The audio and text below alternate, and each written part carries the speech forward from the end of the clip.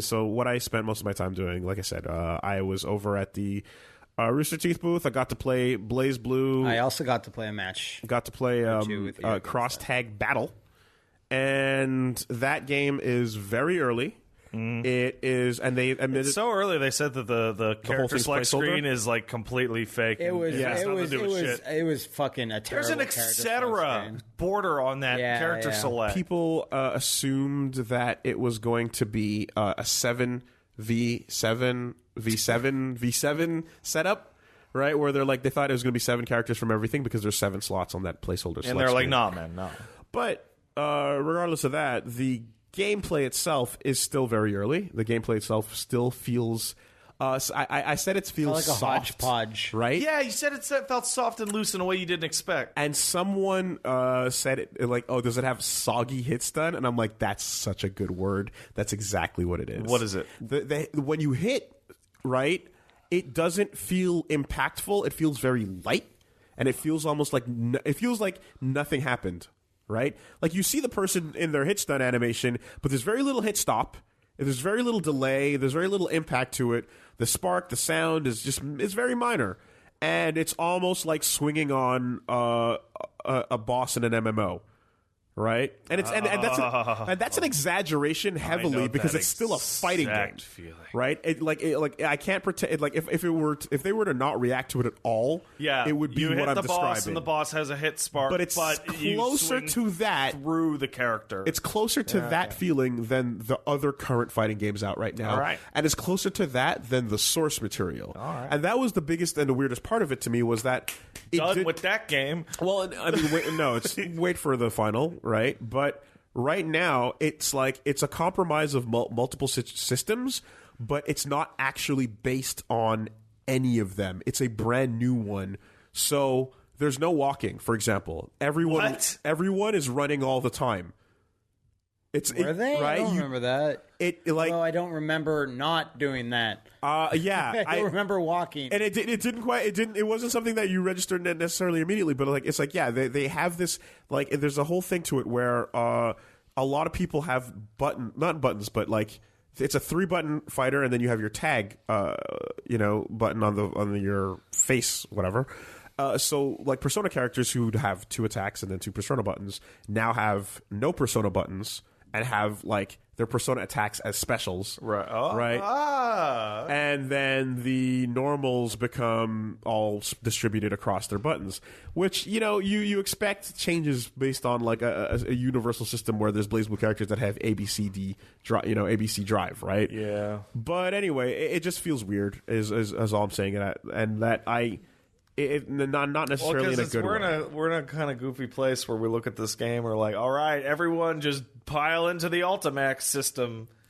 The Ultimax car, and it's like, let's go. It's going to be a mishmash. Unfortunately, it was not but it's not like they kept the Void system from Under Night, or the other unique systems to BlazBlue and such. There's no awakening on the Persona characters. It's all just a universal new thing. You know what struck me, and I know we've already said it's early, is that just visually, you get to a stage and it's nothing is as eye-popping or as cool-looking as anything in a Persona Arena game.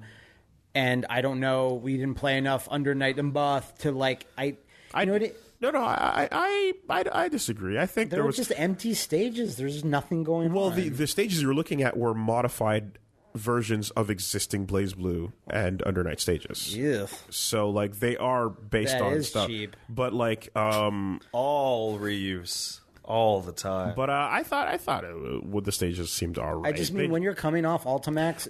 Okay, Under Night, to be fair, has a lot of just. It's a street at nighttime. Yeah, that's what I'm thinking. Things going on, but that's what those games are. Listen, sure. Matt, they need to reuse the assets for this cross-tag battle game because they have less than half of the budget than was allotted for Guilty Gear's DLC. There you go. Because the other thing is that with cross-tag battle... What else did you play? With cross-tag battle, the Ruby was in it, and wow, Ruby's voice... is really squawky. You're just ignorant. You don't know You don't Hold know. on. that it's an Let me make English the statement first. production. Yes, okay, please do. Why did they have to do the dub version? Why couldn't they have given us the Japanese Ruby voice that we all wanted? Answer. It's because there is no Japanese voice for her. It was always English. We know. That's we get how it. do. That's not the problem. Sure, some people are just dumb in saying that because they don't know that Rooster Teeth made Ruby and whatever. They think it's just an anime thing. Mm-hmm. Yeah. Fine. That doesn't change the part where it really doesn't sound good repeating and squeaking and squawking like Athena from KOF 98 over and over again. English or Japanese, it's very annoying to listen to. A lot of Arc System Works fighters have this problem, that there are characters that it's a little more annoying in English but exists in Japanese, that they just talk. They just talk and talk and talk. Every move, everything, they talk. Right? Spider-Man does it in Marvel where he's coming right at you during all of his combos. Yeah. Mm-hmm. But man, that Ruby voice combined with the overly talkative thing of the Arc System Works game, it's just like... Well, hold on, though. Shut your fucking mouth. No, hold on. I have to stop you because I completely disagree with the talking part, right? There's when you're talking, I don't have a problem with it. My armor. Okay. When you're talking... Armor. Let me make a distinction here.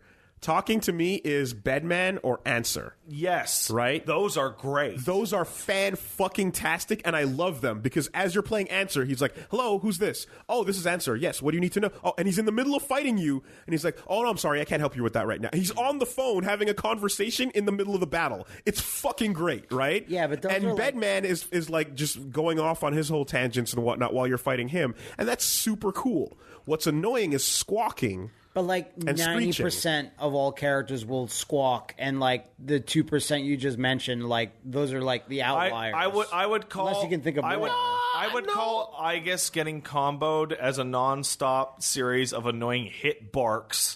Just make sure that the barks that you do have, you can get used to hearing them over and over again. Pushing for hit barks. Right? I also think that when you're a voice actor or actress and you do a narrative-based program and then you're asked to do fighting games, it's actually probably a much more difficult transition than we realize. You do have to think about quite a bit when doing that. Mm-hmm. But put it this way. You've played a bunch of MKX and you've played a bunch of Street Fighter at this point. Yeah. No one in those games strikes you as really annoying voice-wise.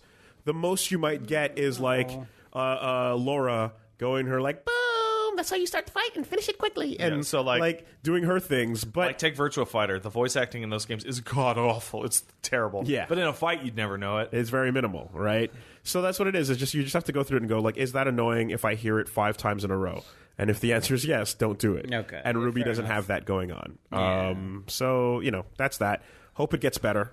But I really am also hanging on to hope for Akihiko and or Merkava, because I feel like those are not amongst the most popular when you do the all-star roster. I know Akihiko is pretty up there and Merkava's way is pretty up there, but I feel like they can get skipped over. I think Akihiko, in favor of the entire P4 investigation team and P5 characters. I think Akihiko's probably going to get in. We'll see. Don't know about Merkava. But if I don't have those or someone interesting from 5, there will be a boxer on that roster. I don't know if I have anyone for me in the game. Oh, no. I don't know. Oh no. Maybe no, I don't know. We'll have to see.